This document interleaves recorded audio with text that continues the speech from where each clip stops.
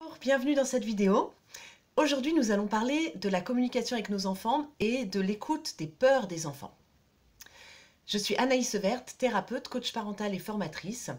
Je partage avec vous des astuces, des conseils pour mieux communiquer avec vos enfants. Et donc aujourd'hui, nous allons parler des peurs.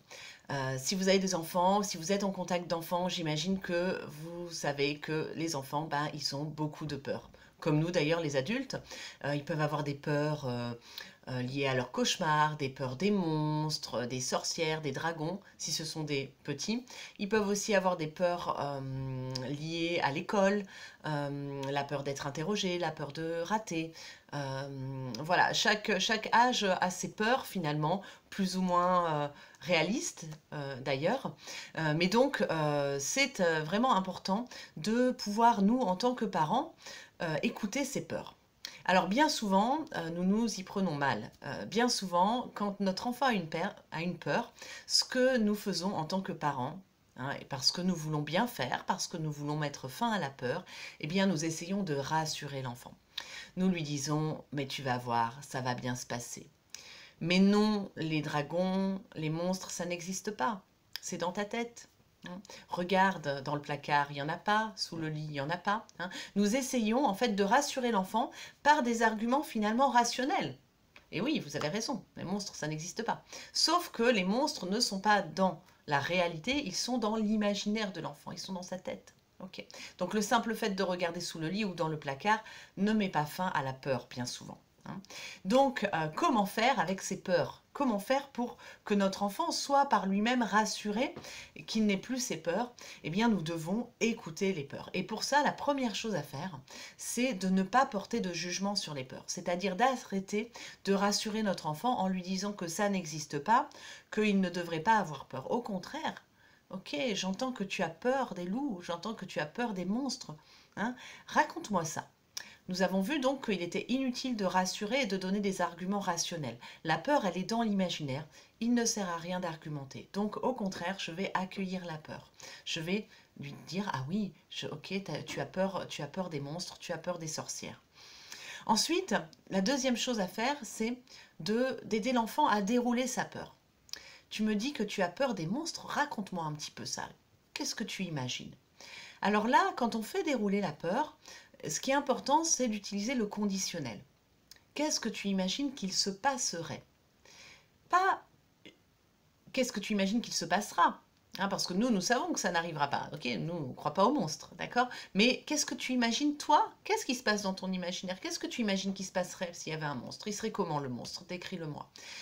Donc comment il serait, qu'est-ce qu'il ferait, Et là, l'enfant va vous raconter. Et ce qui est très intéressant, c'est que l'enfant, là, il va déposer sa peur. Il va pouvoir mettre des mots sur tout cet imaginaire qui est à l'intérieur de lui, qui l'envahit, qui lui fait tellement peur. Il va pouvoir avoir une oreille attentive et respectueuse qui écoute ça. Donc déjà, ça, vous allez voir, ça va permettre à votre enfant de se sentir mieux parce qu'il aura sorti de lui, il aura mis à l'extérieur ce qui l'encombrait. Donc, je le fais dérouler sa peur jusqu'au bout. C'est-à-dire, et ensuite, qu'est-ce qui se passerait? D'accord, tu imagines que le monstre, il viendrait dans ton lit, et alors qu'est-ce qui se passerait?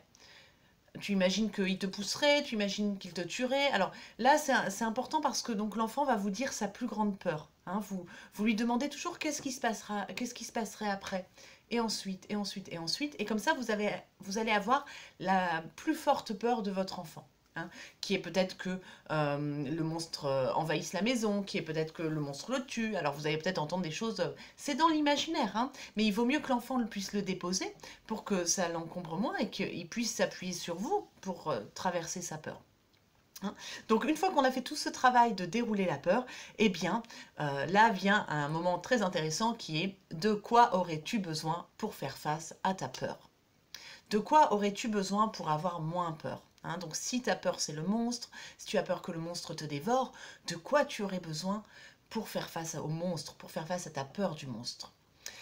Et donc là, cette compétence-là, cette ressource-là, c'est votre enfant qui va la trouver.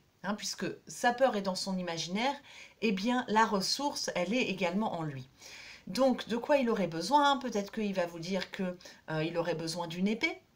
Moi, je sais que mon enfant, à une époque, il dormait avec une épée à côté de son lit pour combattre le loup, si jamais le loup venait.